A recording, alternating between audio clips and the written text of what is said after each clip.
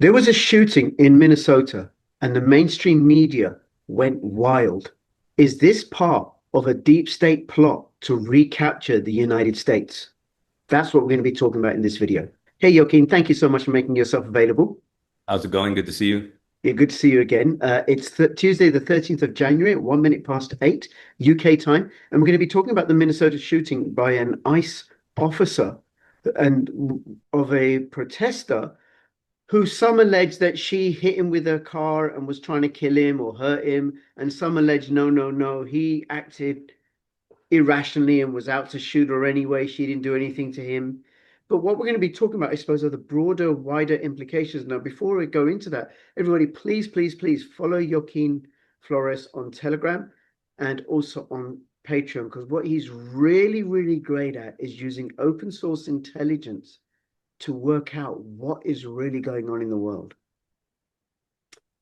Okay, Joaquin, I'll have all the links in the description below. So, what day? I forgot the name of this woman. What was her Yeah, name? Nicole Renee Good or Renee Renee. Nicole Good. Yes, Renee Yeah, Gold or something. Yeah. And what day was she shot?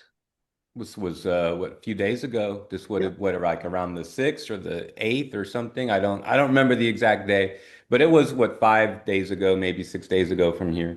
And there've been protests all over since. Uh, Yes.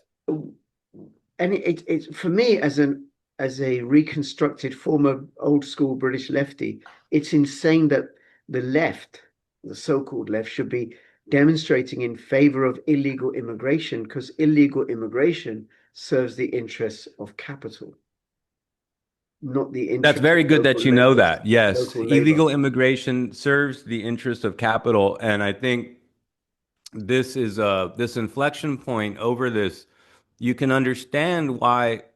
Look, people are of all walks of life and all persuasions, and everyone's a human being. Don't misunderstand me.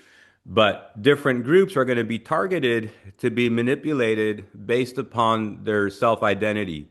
So that's going to happen across the political sphere on the left, on the right, wherever. Now, it just so happens in the United States and in much of Western Europe, on the left, they are, their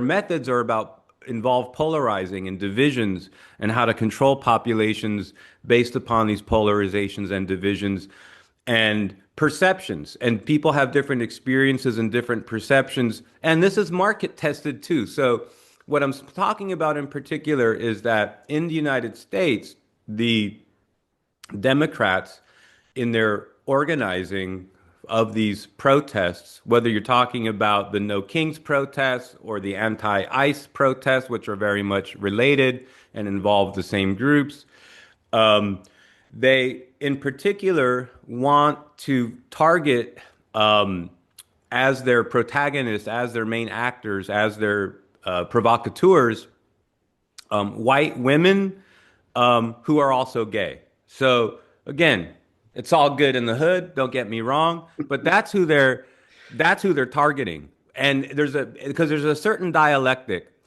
and it's market tested. So the sociology is complex, but it's so easy to understand because a lot of these women, especially in the Midwest, there's a whole lesbian subculture, um, and it's very complicated, very layered, and they have their own types and their own symbols and their own meanings and tropes and memes, so to speak. And but one of the themes that is recurrent is you have an upper middle class or even wealthy or privileged or well-to-do family. Maybe they're in land, cattle, oil, or whatever in the Midwest, and there's a daughter in there who's a lesbian. All good, like I said, but from her class privilege and her race privilege, so to speak. I'm just saying within this Mm. kind of understand that the left is using like these post-Marxist categories to understand people groups and how to weaponize these divisions. To cut to the chase, men that tend to be police tend to find the more naive or politically privileged women, white women, so-called Karens, especially when they're lesbians, to be the most difficult to deal with. Um, when my mom happened to be visiting from the States when this shooting of Nicole Good happened by ICE officer Ross, and she's on the left. She's very left wing politically. She's a politician in New Mexico. But she also doesn't watch a lot of the back and forth in the media, so she escapes often the framing that you're supposed to have. So she was looking, she's like, why are these stupid women there interfering with the police, right? Why are they there? Like how fucking naive, like herself as a Hispanic, as a Mexican American, like it would never, it seems totally adventuristic and naive to think that activism means that you go insert yourself in the middle of a fucking police activity, like while it's happening, and that's normal, and that they're not going to fucking beat you up, or that they're not going to arrest you or tackle you. Like she's expecting that, like that's normal. So they've gone after women from a certain race and class and orientation intersection, talking about intersectionality, that are perhaps the most privileged people in the United States by some accounts. Like there's going to be differences in how people approach that, or how they think, how they define privilege. But if you think about in terms of new home ownership, if you think about who's making the most money in the cities, people under 40, who's graduating with the degrees, it's privileging women. And then you Yeah. have family law, and you have a lot of things that privilege women, in particular white women. And um,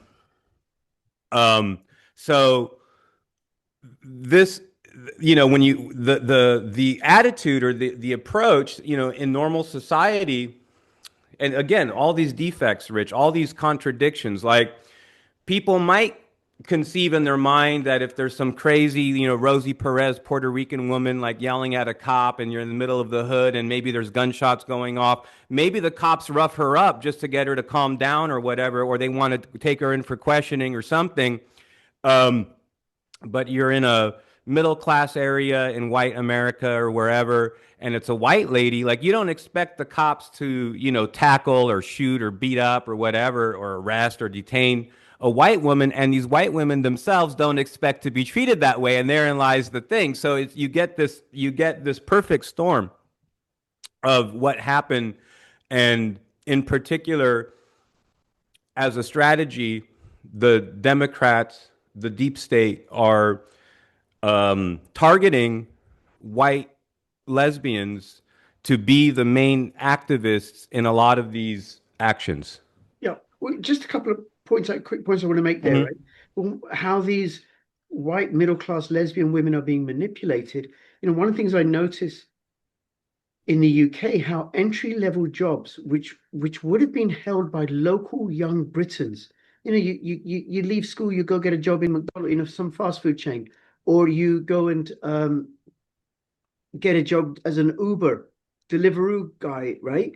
That's Yeah, all been taken by new arrivals, right. undercutting the wages for local Britons, because the new arrivals, they'll sleep, two to a room or something, and save on rental costs. And then the idea that white middle, and I'm sure the equivalent has been going on in the United States, where you have auto workers being local auto workers, Latinos, African Americans, white Americans, being replaced by new arrivals, illegal immigrants, undercutting wages. So you now have a greater rump of American unemployed citizens. And then you have these white, left-wing, middle-class lesbian women, and they're not all that. Some of them are, a large rump are. No, Yeah, no, no, we have to protect the forces of labor. No, wait a minute, you're destroying that's right. Well, of labor. And yes, one of the things that's completely missing in this intersectionality discourse that's being landed upon us, yes, LGBTQ plus and race and culture and religion and pro-Islam and all of that. And by the yes, way, I'm a Muslim, but yes, I'm pro all humanity, is the issue of class.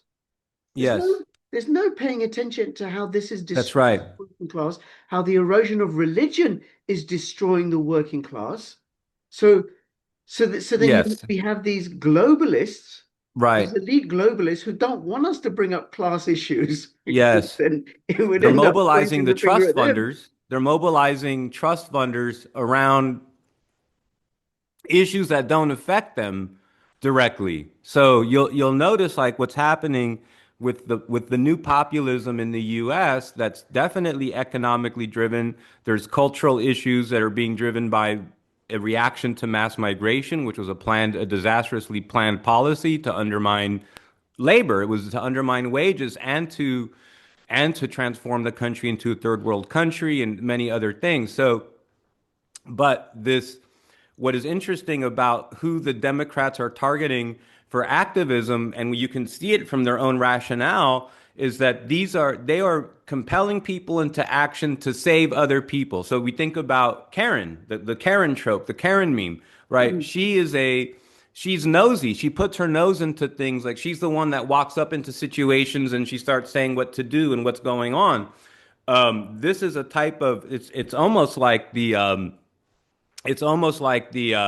when the who was it in the 19th century, the prohibitionists. You know, this was like coming out of the early feminist movement, out of Niagara and the early suffragettes. Like they were behind the anti-alcohol movement, which again, I'm not pro-alcohol by any stretch, but the idea that it's these busybody women who are disconnected from the class realities that are affecting other people in society, they're doing something that they think is right in the abstract about issues that don't affect them personally.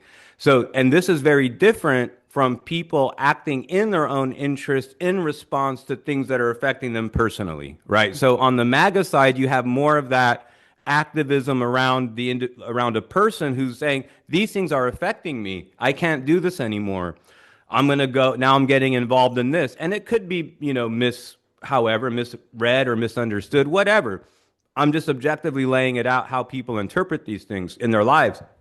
So, um, but on the Democrat side, they rely on activism of do-gooders, and being a do-gooder is not the same thing as self-defense. Yeah. So that's a huge distinction, and the social movements in the United States have changed, and the Democrats have, gotten away from labor. They've gotten away from the working class. When you saw, these social movements are being subverted in the United States, but the activism is not connected to real geopolitical realism, and it's not connected to a class analysis where you're going to say like, look, we need to reindustrialize the United States, or we need to introduce tariffs, or we need to, deport illegal aliens so that we can have a jobs market, right, that works for people. So the downward trend of wages and the increase of migration are correlating facts. Now you can get into, the era of determinism and, causality versus correlation versus, happenstance or what have you, but these figures occur at the same time. And as immigration goes up, wages go down, right? Now, Rich, I'm against the race to the bottom, and I understand that there are oligarchs and wealthy capitalists in power that are going to use divide and conquer, and like get the citizens against the immigrants and avoid responsibility themselves. But we are in a crisis of like 20 million illegals in the United States just in the last number of years. How is that even sustainable? Like you think about, and it's interesting because I was just talking about this the other day. Dude, when I was 15 years old, like I couldn't go to McDonald's or Subway or Burger King and get a job, like as an entry level, just to get some cash in my pocket, just to, have some gas for my car or to pay my $200 a month auto insurance bill in 1993. I mean, right? Okay. Like this was insane. There was no job market. Why would anyone hire um, an articulate young person and all the liabilities and having to pay them on time? And, oh, if they slip and fall at work, they're going to know their rights and they're going to get a lawyer or whatever. When you can hire somebody from Honduras that's totally marginalized, totally disenfranchised, probably has, bad papers, and can be threatened with termination if they complain about any work condition.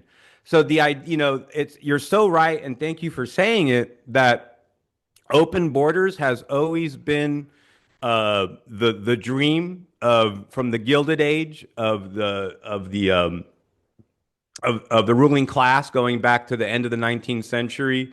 The desire to, in the history of huge strikes and labor catastrophes, so to speak, like the Matewan miner strike over 100 years ago, they had um, the employers had been bragging and actually trying to sound like progressives. This was like some time ago, as you understand, Matewan. This was a miners' strike. And the conditions that led to the strike, this was a huge event in American history, Rich. The employers were bragging to philanthropic organizations, to these different, Rockefeller cutouts and stuff in the progressive age of the Gilded Age of the robber baron oligarchy in this time, late 19th, early 20th century.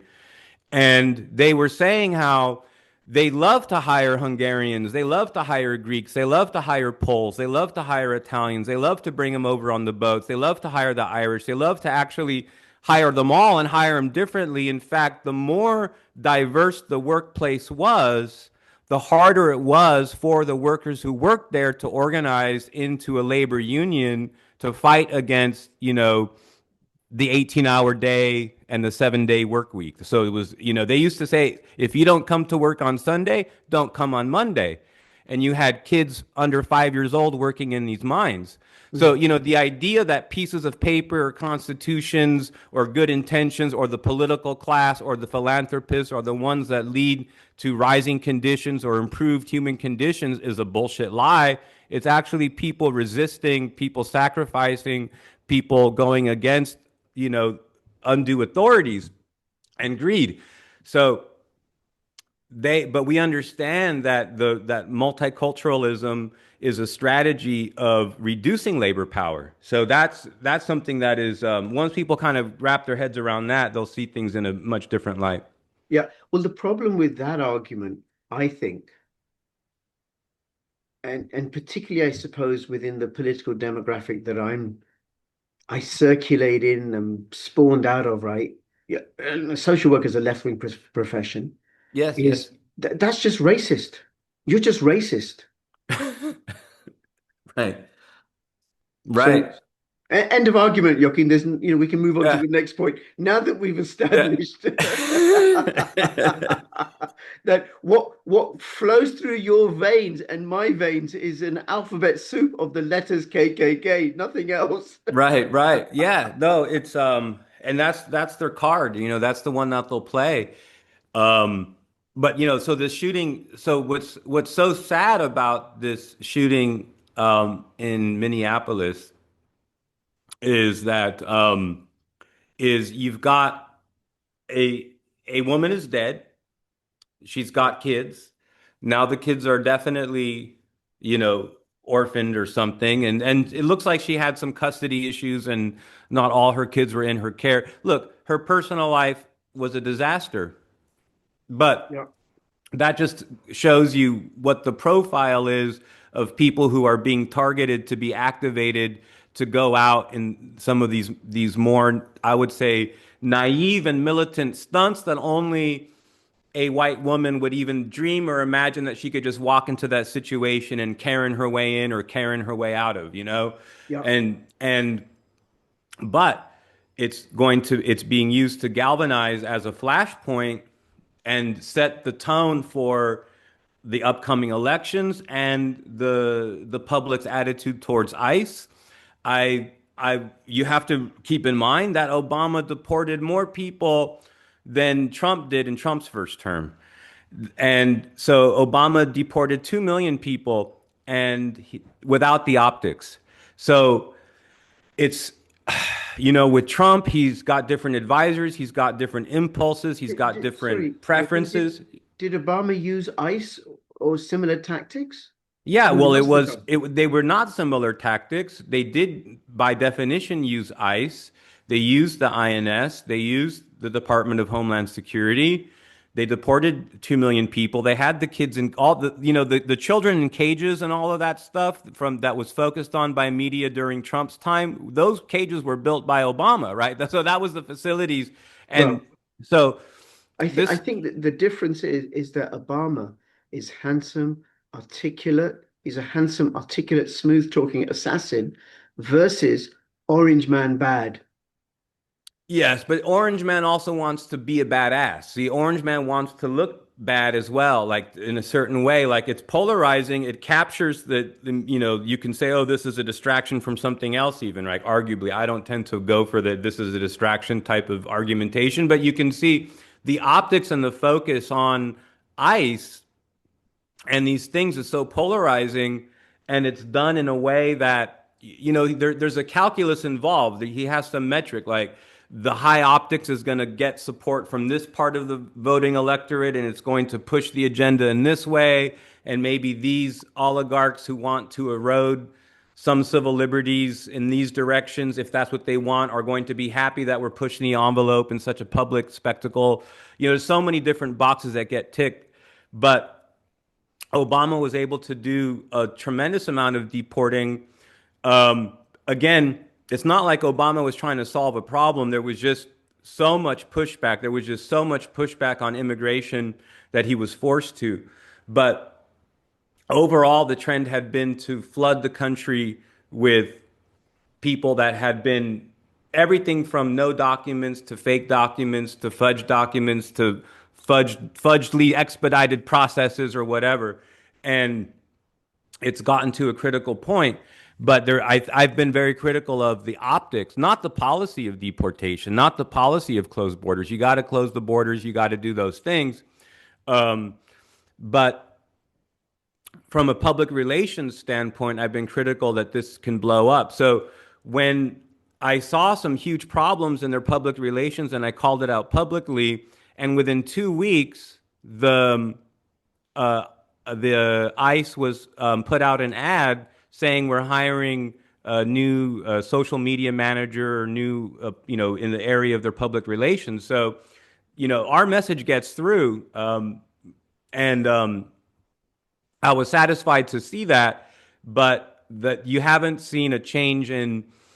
There's been like what I would recommend. Like, let's say this is a counterinsurgency or something. Let's say I was going to consult the Trump government. I would say you need to organize manifestations of the public in support of ICE, like big ones. You need to talk. You need to highlight voices of young people and young people of color that have been adversely affected by illegal immigration, Yeah. and because there are people that have waited in line for years, they ticked all the boxes, they had their green card, they had their thing, they had to be out of the country when they filed, and their number came up, and it was a huge day for them. And when they see people just cutting in line or lying on their forms or the borders not being enforced, it totally it leaves them with a hollow feeling, and it leaves them feeling completely robbed. And Yeah. it's them and Americans who are deprived. So No, there's been I so get, many ways to message I this. get, I get it, Joaquin. Some African American kid growing up with this African American family that's been here hundreds of years, or a Latin American kid growing up in poor Latin American kid growing up in a poor Latin American family, and okay, I can now get my first job, goes to apply, but wait a minute, here's a new arrival from Africa or Right. Pakistan or Anywhere. anywhere, right? Who's okay, look, I'll do the same job for less. Well, that undermines local labor, That's the it. local indigenous poor. Okay, so how do you see this playing out? All these protests that are happening in the remaining, sorry, I have to get to work, right? So Yes. in the few minutes we have left, how do you see this playing out in terms of the protests? And we got the midterms coming up. In a way, I'm kind of happy that these things are blowing up or whatever. It's hard to see them as being planned in terms of what Trump's response will be. But it's going to force him to do more populist things as we approach the midterm elections. So I think the consequences for American citizens will be good as a result of unfortunately, this shooting, because it's so polarizing, Rich, and it's so corrosive of Trump's base, actually, because again, he has different bases. And there are voters that are kind of locked in, and there are voters that are not locked in. And it's the voters that are not locked in are the ones that he tends to neglect until the last minute or until the election or whatever. And just like just like you're going to have these APAC influence pro-Israel voters that vote Trump. They're going to vote for Trump, though they don't really have a lot of choices. People that are much more critical of Israel, for example, or they're whatever's going on inside the country, they might vote Democrat or they might stay home. So the Schofield Bible Christian Zionists kind of don't have any fucking options. But your Tulsi Gabbard, RFK Jr. Trump voters that might vote Democrat if the Democrats can be like Democrats from 70 years ago or something like Please. that, Yeah, then that might. pro-labor Democrats. Right, pro-labor Democrats, anti-war Democrats that focus on labor and not intersectionality, that don't, that don't make this the party of trust fund white lesbians. Then, if it becomes a legitimate populist party, not that it can overnight, Rich, but if it moves in that direction, anyway, people can stay home and not vote. So these are things, and I've seen Trump now respond. It's not getting as much traction because he needs better spokespeople. He needs people that speak to the more economic populist stuff instead of this focus on stupid geopolitics. And, that's not going to excite a lot of voters. The ones are more agitated than invested in it. So it's again, I think there's some fine tuning to do as we get 2026 going. This is an election year, and as it stands, Trump is not doing well going into it. So I think that's good for people, though. I think that's good because Trump's going to have to give concessions to the populist wing to make up for things that are pretty unpopular. Right, right. It's also paradoxically good for the globalists because they get to weaken Trump in his game of extracting the United States from underneath the heel of the City of London. And just on that, it's Tuesday, the 13th of January, that he's going to be at Davos, speaking at Yes. Davos He's this going to tell him weekend. off. He's going to tell him off. Yeah, well, But there's going to just in 2 minutes, there's going to be people that think that him going there is evidence that he's one of them, and they apparently didn't listen to the last two times that he spoke to them, or what he told them, or what he did. More importantly, after that. yes, yeah. Well, I hopefully a video will be up very soon of Susan Kukinda, Alex Craner, myself, and Tom Luongo talking about that. And then also there's the video you and I recorded very recently, which should be up by now, about what's happening in Iran. And I just want to make mention, there's a video that I recorded with Matt Errett about how the British are behind the creation of extreme militant forms of Judaism. They sponsored Zionism, they sponsored born again Christianity and the Schofield Bible, and they sponsored and fostered militant, violent expressions of Islam. Also, that these Abrahamic traditions could fight each other. Right. So watch out for that. And then, of course, everybody watching should subscribe and comment. And you should also go and follow Joaquin, sometimes spelled with an X instead of a J, on Telegram. Join his Telegram group and join 20,000 people, over 20,000 people who are smart, up to date, gaining from his insights, gaining from his dialectic inquiry, and also go to tomluongo.me and you can listen to the recent interview with Joaquin and Tom Luongo. And if you want extra insights, then find Joaquin on Patreon, and I'll have the links in the description below. And Joaquin, I look forward to doing this with you again. And Brilliant. everybody, all the best. Thank you. Thank you. Bye bye.